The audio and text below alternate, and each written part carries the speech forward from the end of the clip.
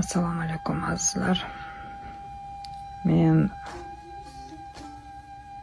hozir o'ylanib bu videoni qilyapman. To'g'risi juda ko'p o'yladim, chunki menga juda ko'p savollar berilyapti. Nimaga jim bo'lib qoldingiz? Nimaga ko'rinmay qoldingiz? Nimaga primoy qilmayapsiz degan savollar bo'lyapti. Hozir to'g'risi menda qo'ynimga hech narsa sig'mayapti. O'sha kuni ham video qilgan bo'lsam, primoy qilgan bo'lsam, to'g'ri yig'ib bitta savolga javob berish uchun qilgan edim, lekin hozir vaqtim bo'lmayapti. Juda ham yugurimiz ko'p, juda ham anaqa yozchizlarimiz boshlangan, qonuniy harakatdamiz.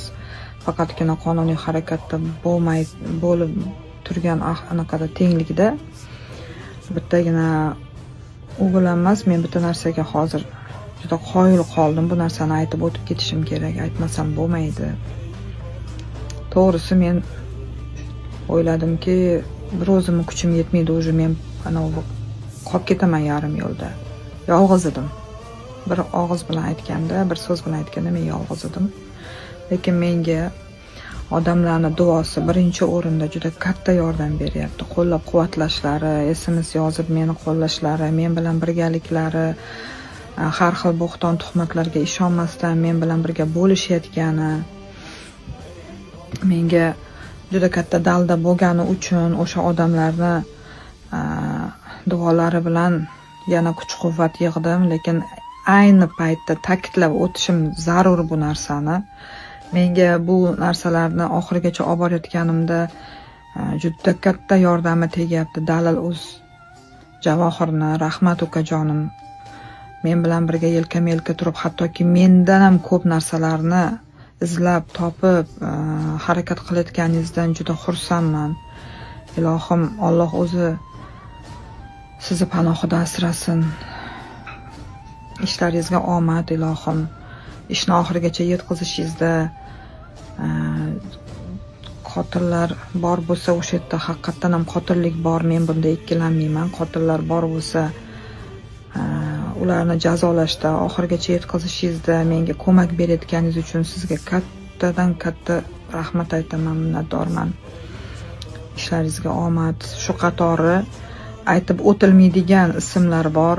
Bularni vaqt soat kelganda aytamiz albatta. O'zbekistonda va Koreyada menga yordam qilayotgan advokatlarimga rahmat. Juda ham minnatdorman. Allohim hammalaringni panohida asrasin Allohim. Dunyo turguncha turinglar shunday yaxshi insonlar, shularning qatorida xalqim, hattoki ne to'ka ayollar, erkaklar menga shunchalik dalda berishyapti. Men bu narsalarni kutmagandim. Hammalaringga rahmat, duo qilib turganlaring uchun, men taraf bo'layotganlaring uchun, menga ishonayotganlaring uchun hammalaringga rahmat.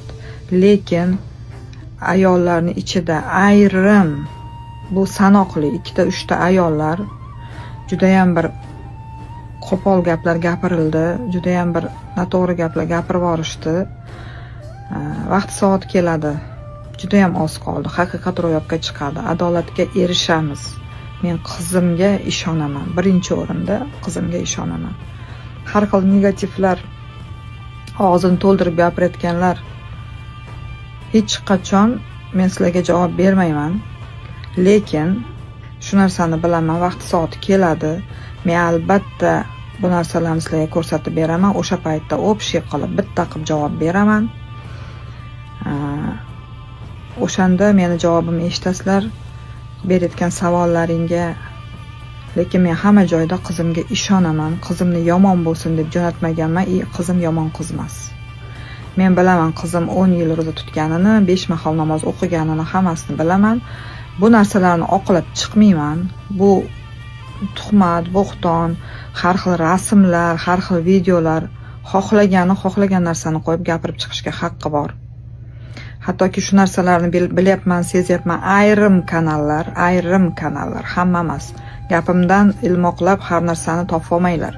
Ayrim kanallar pulga sotilayotganini ham bilaman. Avvalasi meni o'rnimga o'zlaringni qo'yib ko'ringlar. Bir narsa gapirishdan oldin o'zlaringni qo'yib keyin gapiringlar. Bekorga aytilmaydi, pichoqni avval o'zingga ur, og'rimasa boshqaga ur degan gap bekorga aytilmagan. Agar xato gapirayotgan bo'lsam, uzr. Hamma narsaga oydinlik kiritiladi. Bu juda ham oz qoldi. Meni oldimda turgan, yana bir marta aytaman, men bilan tengma-teng, hattoki mendan ham ko'proq ish yuritishayotgan Dalil.uz, Javohirga, advokatlarimga, ayniqsa Koreyada turib qo'rqmasdan biz ishlarimizni olib borayotgan advokatlarimiz, biz hozir u vaqt soat keladi, hali aytamiz hammasini.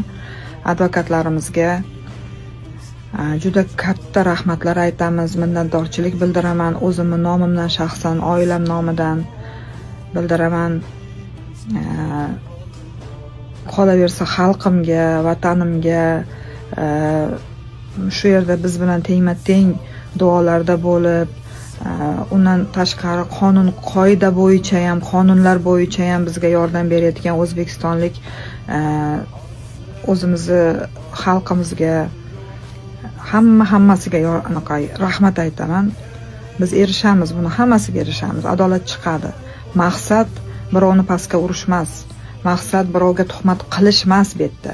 Bu yerda maqsad qizimni haqiqiy kelgan ahvolini ko'rganim uchun uni shu ahvolga solgan odamlarni jazolash. O'sha qotillar aybini bo'yniga olib, davlat tomonidan, qonun tomonidan jazo olishi uchun harakatdamiz. Birovni unday qilib, birovni bunday qilib video qilish, yo bo'lmasa bundan like ishlash, bundan boshqa ishlash emas bizda maqsad. Bizda maqsad adolatni chiqarish. Vaqti keladi, o'sha bizga qarshi chiqqan ayrim ayollar, ayrim kanallar, pulga sotilgan kanallar hammasi uyalib qoladi. O'shanda yana bitta chiroyli gapim bor, Xudo xolasa ko'rishamiz, gaplashamiz, oz qoldi. Xudo xolasa Koreyada ko'rishamiz sizlar bilan.